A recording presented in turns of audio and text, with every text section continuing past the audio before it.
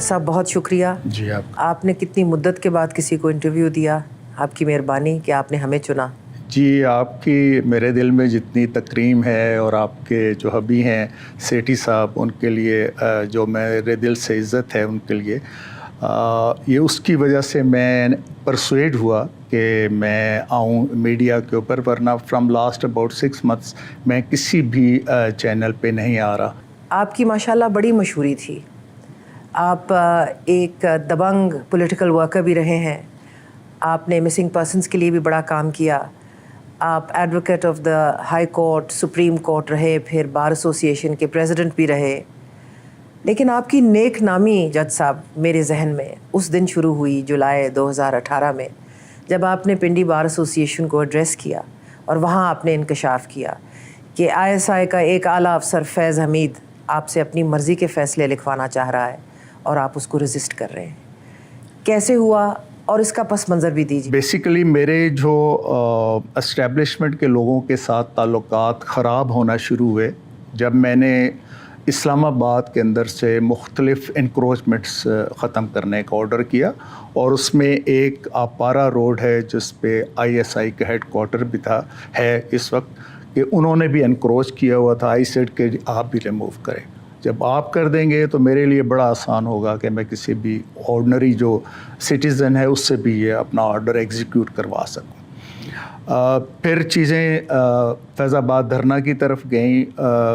If you recall कि जो फैज़ाबाद धरना के हवाले से सबसे पहले कुछ multiple writ petitions Islamabad high court में लैंड हुई, और वो मेरे जो उस वक्त के चीफ जस्टिस साहिबान थे, वो जो भी हाई प्रोफाइल केस होता था वो मुझे दे देते थे। तो उस वक्त भी ताल्लुकात ख़राब होना शुरू हुए, और फिर उससे पीछे जब मैंने परवेज़ मुशर्रफ की बेल डिक्लाइन करके उसके अरेस्ट को ऑर्डर किया था कि जिनको अरेस्ट करें, क्योंकि बहुत कम लोगों को इस बात का पता था कि परपेचुअल वारंट ऑफ अरेस्ट जो है वो मेरी सबॉर्डिनेट कोर्ट से उनके जारी थे, और उसकी सस्पेंशन उन्होंने सीक नहीं की हुई थी। तो मेरे लिए ये ज़रूरी था कि मैं उनके अरेस्ट का ऑर्डर करूं, और वो खैर हो भी गया। लेकिन बाद में ज़ाहिर है कमांडोज उनको उचक के ले गए। वो रेंजर्स की तहवील में थे और रेंजर्स के साथ ही एस्केप करके चले गए। जी, वो बड़ा एक इंटरेस्टिंग, उसके ऊपर मैं अपने चैम्बर में आया तो CNN के न्यूज़ बार एक नीचे चल रही थी जिसमें ये लिखा चल रहा था कि जी x commando president of Pakistan managed escape from Islamabad high court, और फिर उसी ऑर्डर की वजह से ज़ाहिर है उनके घर चक शहजाद को जो है वो सब जेल करार दिया गया था। अच्छा, मैं मुख्तलिफ़ औक़ात में अपने चीफ जस्टिस साहिबान के नोटिस में ये लाता रहा कि जी ये चीज़ें इस तरह से हो रही हैं। आप उस वक्त अब हाई कोर्ट के, इस्लामाबाद हाई कोर्ट के जज थे। जज था जी। और मैं 2017 में मैं सीनियर प्यूनी जज हो चुका था। राइट। सीनियर प्यूनी जज is chief justice in making, chief justice in waiting. हाँ जी। अगला आपने होना था। जी, मैंने 26 नवंबर 2018 को होना था, और 11 अक्टूबर 2018 को I was removed by the supreme judicial councils recommendation headed by मियां साकिब निसार साहब। अच्छा, वो चीज़ें चल रही थी मेरे अंदर, और मैंने 3-4 दफ़ा कोशिश की कि मुझे chief justice of Pakistan time दे दें, मैं उनके गोश गुजार करूँ जी कि ये लोग इस तरीके से मैनिपुलेट कर रहे हैं। मैं आपको एक छोटी सी मिसाल देता हूँ। लेवल आप देखें मैनिपुलेशन का और इंजीनियरिंग का, कि जो डेली काज लिस्ट होती है अर्जेंट केसेस की, वो कल के लिए जो केसेस फिक्स होने हैं उनकी लिस्ट आज तैयार होगी, वो चीफ जस्टिस साहब के पास जाएगी मार्किंग के लिए। अच्छा, फिर ज़ाहिर है जब पानामा से रिलेटेड केसेस का सिलसिला शुरू हुआ तो ऑल ऑफ ए सडन मुझे मैं डिवीजन बेंच को हेड कर रहा था, और जितने भी नैब से रिलेटेड केसेस थे, मर्डर रेफरेंसेस थे, मैं ही सुनता था। तो ऑल ऑफ ए सडन मुझे हटा दिया गया। तो मैं अपने चीफ जस्टिस साहब से जाके पूछा, मैं कि जी क्या वजह है इसकी, कोई वजह तो हो। और ये बड़ा एक गलत इम्प्रेशन जा रहा है कि चीफ जस्टिस साहब भी डीबी नहीं कर रहे, सीनियर प्यूनी जज भी डीबी नहीं कर रहा, तो क्या मैसेज आएगा। उन्होंने कहा जी बस ऊपर वालों का हुक्म है, बस आप चुप कर जाए। चुप कर जाए। میں کہا سر میں تو اس طرح چپ نہیں کروں گا. جب میں وہاں پہ میں نے اپنی گفتگو شروع کی اور پھر مجھے جیسے ایک حکم نہیں آ جاتا, غیبی حکم کہ بھئی یہ موقع ہے, بات کر دو, یہ ضروری نہیں ہے کہ اس کے بعد تمہیں موقع ملے گا, بول کے لب آزاد ہیں تیرے, آزاد ہیں تیرے. اور پھر میں نے وہاں پہ بات کی, اور میں ویسے بھی اس چیز کو پسند نہیں کرتا کہ شریک جرم رہنے کے بعد ریٹائرمنٹ لے لے بندہ, تمام بینیفٹس لے لے, تمام پرکس اینڈ پریولیجز لے کے چلا جائے, اور بعد میں پھر اپنی صفائی میں ایک آٹو بایوگرافی لکھ دے یا کتاب لکھ دے, وچ آئی ڈونٹ لائک. یہ بتائیے کہ یہ ساری باتیں جولائی 2018 میں جو آپ نے بیان کی, اس کا پس منظر کیا تھا, کیسے ڈیولپ ہوئیں, موصوف آپ کو کتنی بار ملنے آئے, کیا باتیں کی, ان کا باڈی لینگویج اس وقت کیا تھا؟ دیکھیں ان کے ایک اس وقت ہمارے اسلام آباد کے سیکٹر کمانڈر تھے, یہ جو ہم نے آرڈر کیا کہ جی کہ آپ یہ انکروچمنٹس ختم کریں, تو اس کے میں اپنی ہمشیرہ کے گھر لاہور میں تھا. He called on my cell phone کہ سر آپ سے ملنا ہے. تو میں نے انہیں کہا جی کہ میں تو فیملی کے ساتھ باہر آیا ہوا ہوں. میں کہتے ہیں سر آپ جہاں ہیں نا جس گھر میں باہر کھڑا ہوں. واہ, کین یو بلیو دس کہ ایک اسلام آباد ہائی کورٹ کا سٹنگ جج جس کے بارے میں یہ مشہور ہے کہ بڑا تکڑا جج ہے, اس کی پرائیویسی کا یہ عالم. تو میں جب میں کہا یار ہاؤ یو ڈیئر, آپ اپنا وہ آرڈر جو ہے وہ ریکال کریں. میں نے کہا اچھا میں ابھی تو جا رہا ہوں عمرے پہ, تو when I will come just move an application جو لیگل کورس ہے, یا آپ میرے اس آرڈر کو سپریم کورٹ لے جائیں, ثاقب نثار صاحب صرف میرا نام دیکھیں گے نا اس آرڈر کو سیٹ اسائڈ کر دیں. تو خیر میں اتنی محبت تھی ان کو آپ کے ساتھ؟ انفارچونیٹلی میں یہ سمجھتا ہوں جی کہ ثاقب نثار صاحب اور کھوسہ صاحب they spoiled my career like any thing, they were after my neck. پھر آپ نے کہا کہ میں عمرے پہ جا رہا ہوں. میں پھر آیا تو وہ آئے میرے پاس کہ سر میں مبارکباد دینے کے لیے آنا ہے. تو اتفاق سے میرے پاس اور بھی گیسٹ بیٹھے ہوئے تھے, تو وہ آ گئے تو عمرے کی مبارکباد دینے اپیرنٹلی. تو پھر انہوں نے ان سب کے سامنے ہی بات کی جی کہ سر وہ دیکھیں یہ ہے وہ ہے ہماری, تو آپ نے یہ آرڈر میں لکھا ہوا ہے کہ ہم نے ایلیگلی اس کو کوپائی کیا ہوا ہے, اور تو ایسی بات نہیں ہے. میں نے کہا کہ آرڈر آپ کے پاس ہے کسی بھی اتھارٹی کا, وہ دکھا دیں. تو خیر ہی مس بیہیوڈ. اچھا میں نے اسے یہ کہا, میں in your home, in my home, آپ کے گھر, in the presence of my guest. یہ دیکھیں ان لوگوں کا جو ایک طریقہ واردات ہوتا ہے نا, وہ یہ نہیں ہوتا کہ آپ کے ادھر سے اندر آ کے پوچھیں گے جی میں آ جاؤں, باہر سے نہیں پوچھیں گے آپ سے. تو میں نے وہ پھر اسے کہا کہ یار دیکھو میں بھی ایک بالکل ڈفرینٹ مائنڈ سیٹ کے تحت ہوں, میں وہاں سے آیا ہوا ہوں, میں فیلنگ میری ایسی ہے کہ میں تمہیں کچھ کہہ نہیں سکتا, ورنہ میں تمہیں یہاں سے سیدھا جیل بھجوا سکتا ہوں. تو خیر ہی لیفٹ. دین فیض حمید صاحب کانٹیکٹڈ می کہ جی کہ میں سر وہ آپ کے پاس حاضری لگانی ہے, میں وہ آج کل کے لڑکے ہیں ان کو پتہ نہیں ہے, تو I have been directed by my top ارشلان کے اپالوجی جا کے ٹینڈر کے, میں صرف اس کام کے لیے. تو میں کہا جی چھوڑیں ختم ہوگی. نہیں نہیں سر آپ کو پتہ ہے ہمارا ڈسپلن ہے, دس اینڈ دیٹ. ٹھیک ہے, آپ کے گھر آئے, میرے گھر آئے, میں نے الاؤ کیا ان کو. میں مطلب یہ کہ میں نے کہا آپ مت آئیں, نہیں میں نے کہا ٹھیک ہے آپ آ جائیں. وہ آئے تو پہلے یہ میرا بیٹا بھی بیٹھا ہوا تھا, ایک تو اور گیسٹ بھی تھے, تو ان کی موجودگی میں کہہ کے تو پھر ان کو کہتے جی کہ آپ لوگ ذرا باہر جائیں, میں نے جج صاحب سے کوئی بات کر. تو مجھے وہ کہتے ہیں کہ سر یہ بتائیں کہ وہ تو بات ہو گئی. تو وہ جو میں نے کہا جی کہ میرے پاس تو ایٹ مائی اون میں کس طرح اپنا آرڈر ریویو کر سکتا ہوں, جو پروسیجر ہے اس کو اڈاپٹ کریں, اور ظاہر ہے یہ تو آپ کو کرنا ہی پڑے گا. ٹھیک ہے, CDA والے اتنے ریلیکٹنٹ تھے کہ وہ ظاہر ہے اس طرف کون رخ کرے. تو ایک دن میں نے CDA کے چیئرمین کو بلا کے کہا کہ کل اگر آپ لوگ وہاں پہ جا کے یہ نہیں کریں گے نا, I will come myself to supervise it. میں وہ جج نہیں ہوں جو ایسا آرڈر پاس کرے جو ایگزیکیوٹ نہ کرا سکے. دمادم مست کے اندر. تو وہ پھر خیر انہوں نے مجھے کہا سر یہ بتائیں کہ یہ جو نیب کورٹ کا کوئی فیصلہ ہوتا ہے تو اس پہ پھر کیا پروسیجر ہوتا ہے ہائی کورٹ میں. صدقے جاواں ویری انوسینٹ اینے بھولے سن. تو میں نے کہا جی کس کیس کا آپ پوچھنا چاہ رہے ہیں. کہتے سر وہی وہ PM والا کیس. میں کہا جی اس کی تو ابھی ڈیٹ کافی آگے ہے, ابھی تو اس کا ڈیسیژن نہیں ہوا تو آپ ابھی سے کیوں. کہتے نہیں سر ڈیسیژن تو ہو چکا ہے, صرف اب کوانٹم آف سینٹینس کے اوپر بات چل رہی ہے.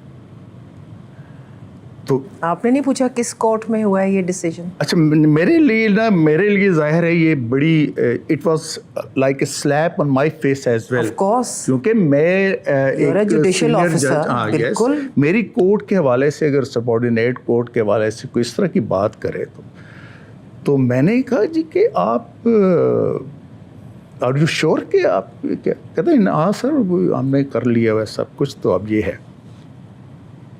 تو میں کہا جی اگر آپ کو اتنا ہی پتہ ہے, آپ نے اس لیول تک جا کے آپ نے کر لیا ہے, تو آپ کو تو یہ بھی پتہ ہوگا کہ ہائی کورٹ میں پھر کیا پروسیجر ہوتا ہے. کہتا ہے سر آئی ول بی ویری اسٹریٹ. مجھے یہ بتائیں کہ اگر یہ نواز شریف صاحب اور مریم نواز کے کیسز آپ کے پاس آئیں گے تو آپ کیا کریں گے.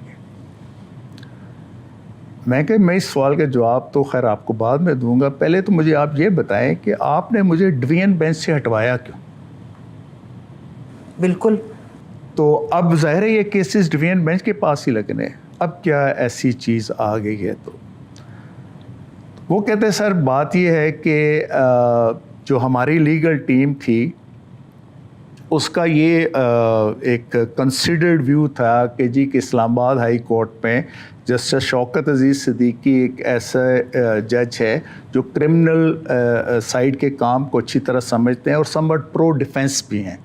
میک شور کہ ان کے پاس کیس نہ لگے.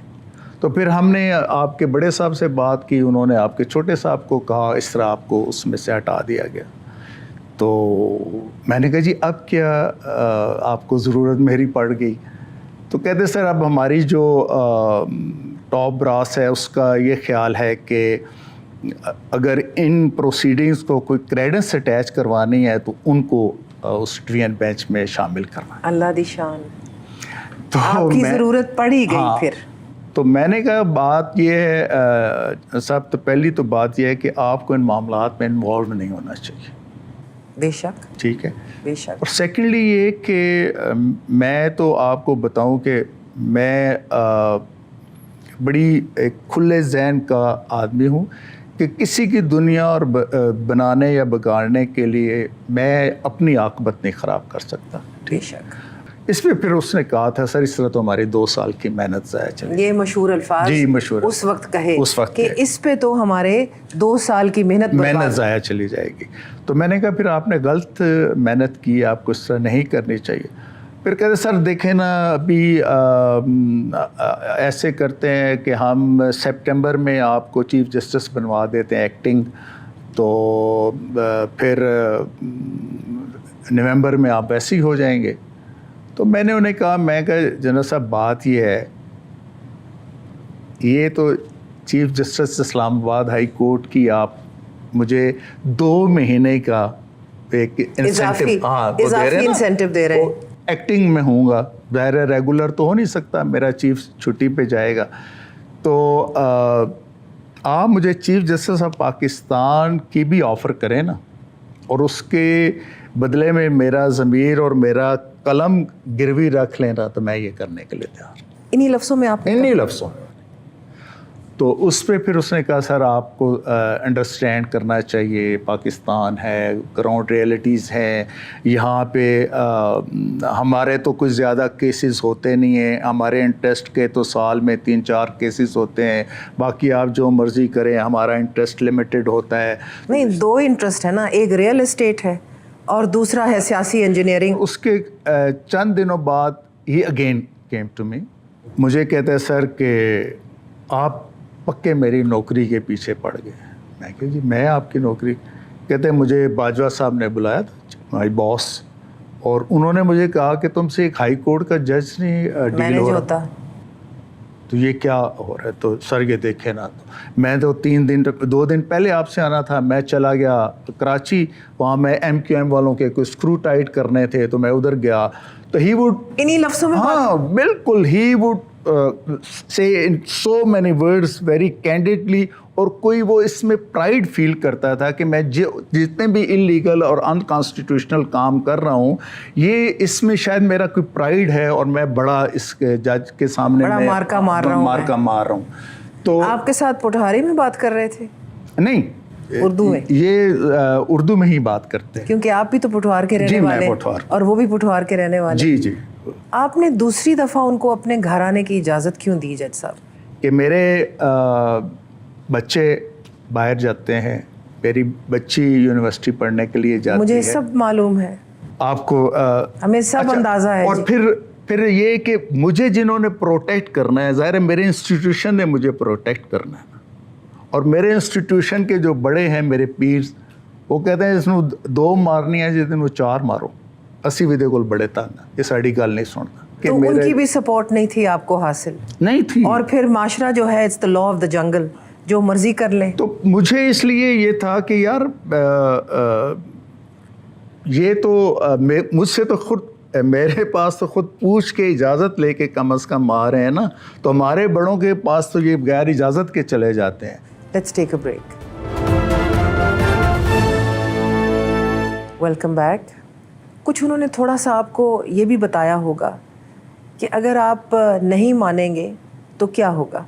اس میں دیکھیں اسی طرح وہ بات کی، دیکھیں سر ایک انڈرسٹینڈنگ کے ساتھ چلیں گے تو آپ کے لیے بھی، آپ کے بچوں کے لیے بھی، سب کے لیے بھی اچھا ہوگا. مطلب بیسیکلی وہ میسیج یہ تھا کہ ہمیں پتہ ہے کہ آپ کے بچے کیا کرتے ہیں، ہمیں پتہ ہے آپ کی بچی کس یونیورسٹی میں جاتی ہے، ہمیں پتہ ہے آپ کا بیک گراؤنڈ کیا ہے، you are from a very humble background, آپ کی کوئی اربن ایریا میں پراپرٹی نہیں ہے، کچھ نہیں ہے، تو اگر آپ ہمارے ساتھ مل کے چلیں گے تو آپ کو بہت فوائد ہوں گے.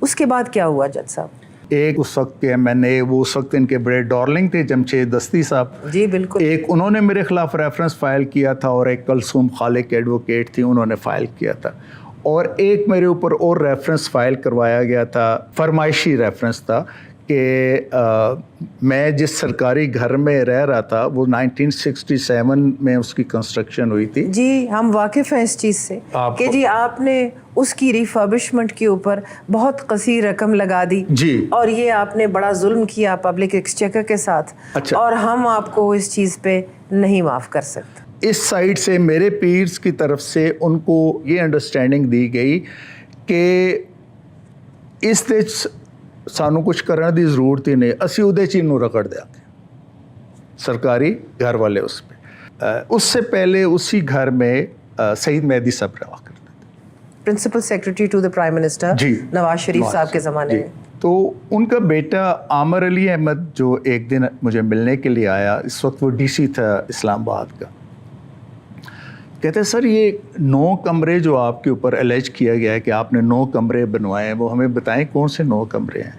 میں کہ یار I couldn't find myself کہ میں نے کون سے 9 کمرے بنوائے.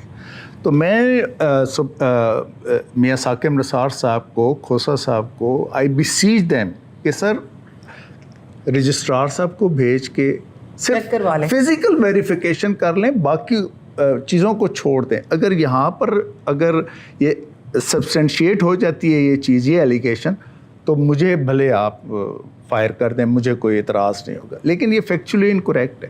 اس ریفرنس میں بھی جو وٹنسز تھے نا، وہ پروٹیکٹیو کسٹڈی میں لیے جا چکے تھے. भाई लोगों की तरफ से आई सी कि कहीं ये ना हो कि कोई पेश ना हो, हमने मेक श्योर करना है इस बंदे को हमने फायर करवाना है। उसी दिन शाम को फिर उन्होंने मुझे ये स्पीच वाले उसमें शोकाज नोटिस जारी सो मोटो नोटिस ले लिया, एक भी हेयरिंग नहीं हुई, समरली डिसाइडेड। समरी भी कोई उसको एक क्रेडेंस फिर भी अटैच होती है ना कि आप आए, बिल्कुल एक हमें बुलाया गया, मैं और मेरे वकील थे हामिद ख़ान साहब, हम पेश हुए तो उन्होंने कहा जी हाउ टू प्रोसीड इट, उन्होंने बताया जी ये प्रोसीजर है, उन्होंने कहा ओके जी हम आपको बताएंगे। तो शाम को हम बैठे हुए घर पे तो अचानक न्यूज़ ब्रेक हुई जी कि जी सुप्रीम जुडिशल काउंसिल की सिफारिशात पर उनको हटा दिया गया। और आप इस बात पे यकीन नहीं करेंगी कि सुप्रीम जुडिशल काउंसिल्स की recommendations, ministry of law, prime minister secretariat, again ministry of law, then to president and his signatures according approval, it took just 40 minutes. Unbelievable. इससे ज़्यादा तेज़ रफ्तार इंसाफ शायद पूरी दुनिया में कहीं पर भी नहीं होता हो। जब आपको 2024 में रिलीफ मिला और इस वक्त के सुप्रीम कोर्ट ने कहा कि ये आपके साथ नाइंसाफ़ी हुई थी, उस वक्त आपने क्यों नहीं इंसिस्ट किया कि ये पूरी ट्रायल करें? समरली क्यों उन्होंने इस दफ़ा भी फ़ैसला कर लिया? खोलते खुलवाते हमें भी पता चलता। और इस वक्त तो चीफ़ जस्टिस साहब प्रोसीडिंग्स को पब्लिकली ब्रॉडकास्ट करवा रहे हैं, तो हमें भी पता चलता कि क्या हुआ आपके साथ। जी, मैं 21 जुलाई को जब मैंने ये तकरीर की तो उस वक्त चीफ जस्टिस साहब मियां साकिब निसार साहब कराची रजिस्ट्री में थे। तो जब उनको वो पता चला तो उसके ऊपर उन्होंने एक रिएक्शन दिया। तो मैंने नेक्स्ट डे 22 तारीख को मैंने उनको एक लेटर लिखा, मैं कहा सर कि ये मैंने बातें की हैं, इसकी वेरासिटी को जानने के लिए आप कोई जुडिशल कमीशन बना दें, और अगर मेरी ये कही हुई बातें सच साबित होती हैं तो मुझे सिर्फ ये बता दें कि जिन लोगों के हवाले से मैंने बातें की हैं मैन इन यूनिफॉर्म, आप उनका क्या करेंगे, और अगर मेरी बातें गलत साबित होती हैं तो भले मुझे डी चौक में आप टांग दीजिए, टांग दें। उसका खैर कोई उन्होंने जवाब नहीं दिया। हमने बाजवा साहब को पार्टी बनाया, हमने फैज़ हमीद साहब को पार्टी बनाया, हमने इरफान रामे को पार्टी बनाया, बाकी जितने भी लोग थे, ब्रिगेडियर फैसल मरवत को पार्टी बनाया कि हमने कहा जी कि ठीक है आप इनको करें। तो वो तो बिल्कुल ही मुकर गए ना फैज़ हमीद साहब, और वो कि जी हम तो जानते ही नहीं। उन्होंने कहा कि ये तो हमारे ऊपर सरासर इफ्तरा है, हमें तो ऐसी बात का पता ही नहीं। मुझे उम्मीद नहीं थी ये साकिब निसार से, और मुझे आसिफ खोसा से तो बिल्कुल ये उम्मीद नहीं थी, क्योंकि जब मैं कैम्ब्रिज यूनिवर्सिटी में अंडर ग्रेजुएट थी तो आसिफ खोसा साहब उस वक्त मैच्योर स्टूडेंट थे और वो अपना LLM कर रहे थे कैम्ब्रिज यूनिवर्सिटी में। फिर उनका एक ख़ानदानी बैकग्राउंड भी है, तो मेरा ख़्याल था कि थोड़ी सी तो हिम्मत दिखाएंगे। क्या हुआ इन दोनों को? मेरी अपनी फीलिंग है कि साकिब निसार साहब और आसिफ सईद खोसा साहब, उनको समहाउ ये एक मैं समझता हूँ कि एक उनके मिसकंसेप्शन इनकलकेट कर गई उनके जहन में कि शायद मैं कोई इफ्तिखार चौधरी साहब का ब्लू आइड हूँ। उन्होंने कहा अच्छा ये अगर ब्लू आइड है ना तो अब हमारी बारी आने तो हम इससे फिर निपटेंगे, और उन्होंने निपटा। बड़े शायद उनका ये भी ख्याल था कि जो प्रोजेक्ट इमरान खान है वो 10 साल चलेगा और हम रिटायर भी हो जाएंगे तो मौज लगी रहेगी, और उनमें शायद इतनी हिम्मत ही नहीं थी कि वो आकाओं को आंखों में आंखें डाल के कह सकते इनफ इज़ इनफ। जी, मैं आपसे बिल्कुल 100% इत्तेफाक करता हूँ। मैं तो जहाँ पर भी जाता हूँ ना तो मैं ख़ुद भी ड्राइव करके चला जाता हूँ, और जो मेरे उस ऑस्टर में इन्वॉल्व थे विद मैलाफाइड इंटेंट, वो 4 गार्ड्स के साथ भी किसी जगह नहीं जा सकते। जज साहब माफ़ कीजिए, वो मुंह दिखाने के काबिल नहीं रहे। Welcome back. मुझे बताएं व्हाट वाज माय फॉल्ट? शायद आपका ये कसूर था कि आपने उनकी डैम बिल्डिंग फंड में 10 लाख रुपए عطیہ دیا تھا.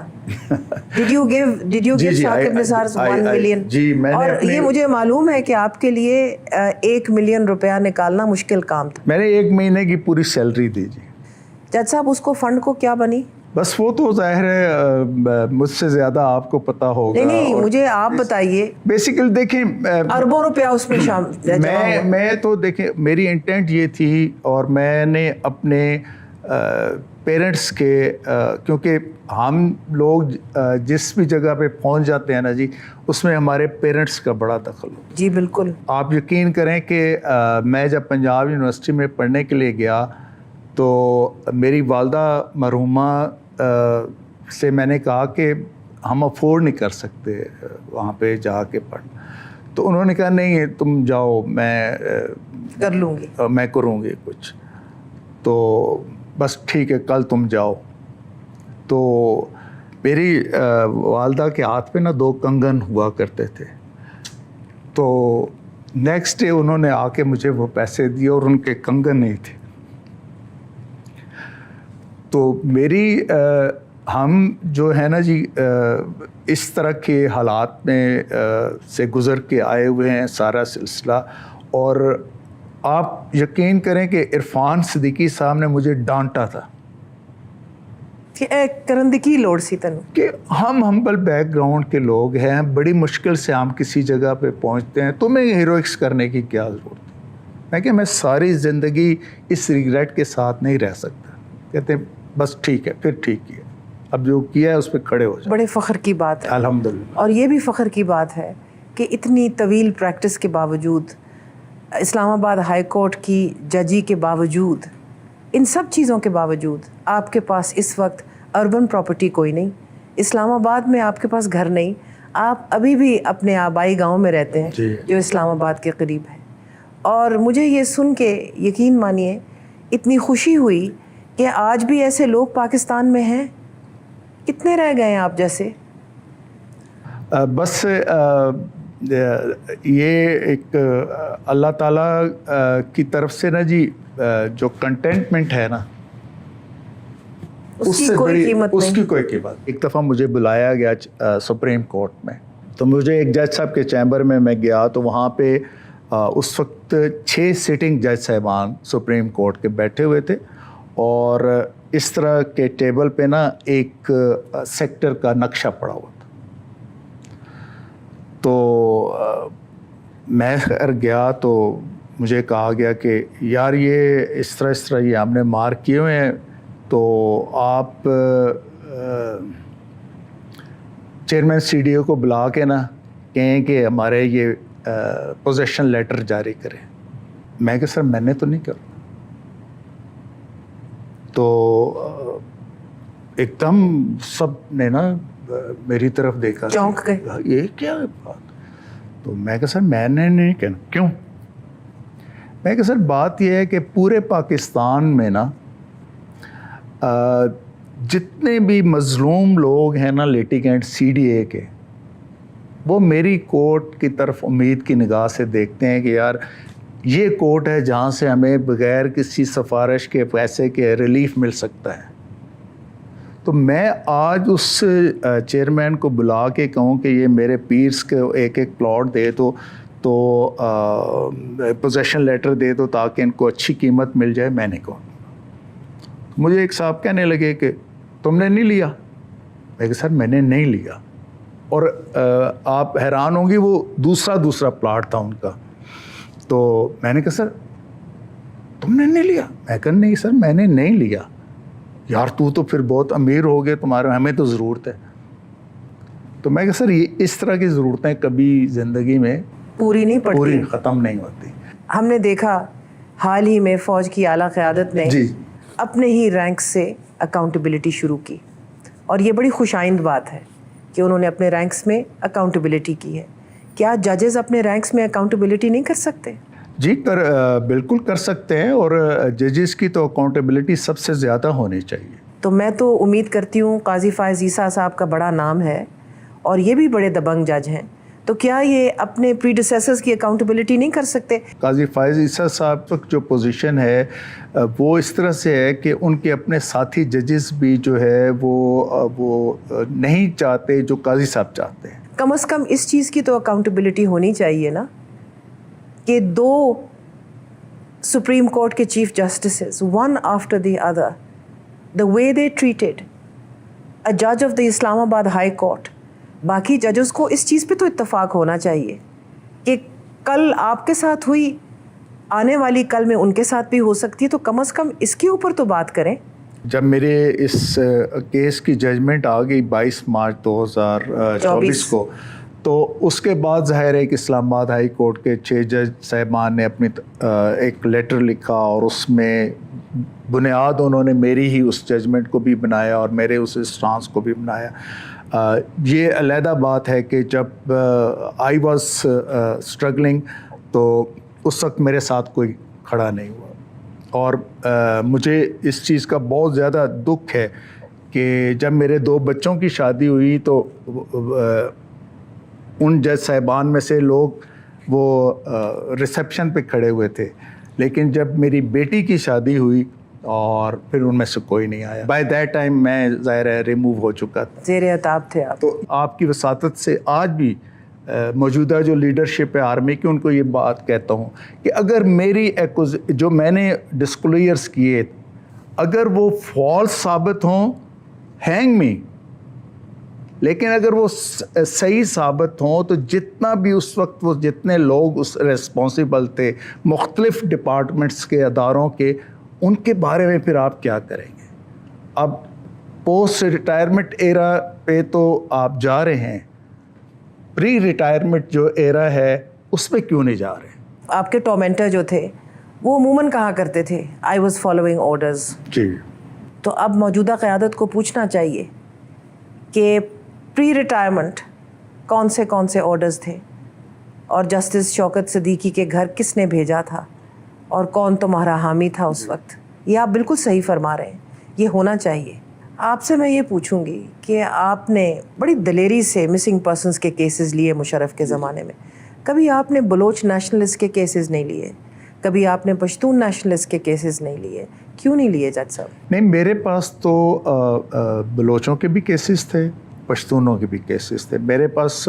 جب آپ ایڈوکیٹ تھے، میں اس کی بات جی اسی کی بات کر میرے پاس تو سارا جو سورس تھا وہ آمنہ مسعود جنجوا تھیں. جی. ان کا چونکہ پرسنل بھی ایک ظاہر ان کے ہسبینڈ کا وہ ایشو ہوا تھا، اور پھر ان کے ذریعے سے ہمیں میرے پاس ابھی بھی وہ پٹیشنز پڑی ہوئی ہیں، اور میں نے بہت سے لوگوں کو جو ہے وہ الحمدللہ میں یہ سمجھتا ہوں کہ ہماری ایفرٹس کی وجہ سے وہ لوگ ریکور بھی ہوئے. اچھا، یہ بات عام فہم نہیں ہے. آپ کے بارے میں جو بات سنی جاتی ہے وہ یہی ہے کہ آپ وہ جو اسلامی نظریہ رکھنے والے جد و جہد کرنے والے لوگ تھے، جب وہ ڈس اپیئر ہوتے تھے تو آپ ان کی مسنگ پرسنس کا زیادہ نوٹس لیتے تھے. نہیں ایسے بجائے آج بھی اگر آپ بھگتی فیملی کے بہت سے لوگ ہیں، آج بھی اگر آپ ان سے رابطہ کریں نا، انہیں کہیں کہ آپ کے کیسز کون کرتا رہا ہے، تو وہ آپ کو میرا نام بتائیں گے. اتنا کچھ سہنے کے بعد، اتنے کرب سے گزرنے کے بعد، اور پھر ونڈیکیٹ ہونے کے بعد کہ آپ کی زندگی میں ماشاءاللہ آپ کے بچوں کے سامنے، آپ کے پیئرز کے سامنے، آپ کے دوستوں کے سامنے اور آپ کے ان ٹورمنٹرز کے سامنے وہ دن آ گیا کہ آپ سچے ثابت ہوئے، اور جنہوں نے آپ کے ساتھ ظلم کیا تھا وہ آج کٹہرے میں کھڑے ہوئے. تھوڑی سی لائٹ بات بھی کر لیں. جی. اتنی باتیں ہم نے گمبھیر قسم کی کر لیں. ماشاءاللہ میری بھابیاں کتنی ہیں یہ آج بتا دیں ہمیں. 2 ہے جی الحمدللہ.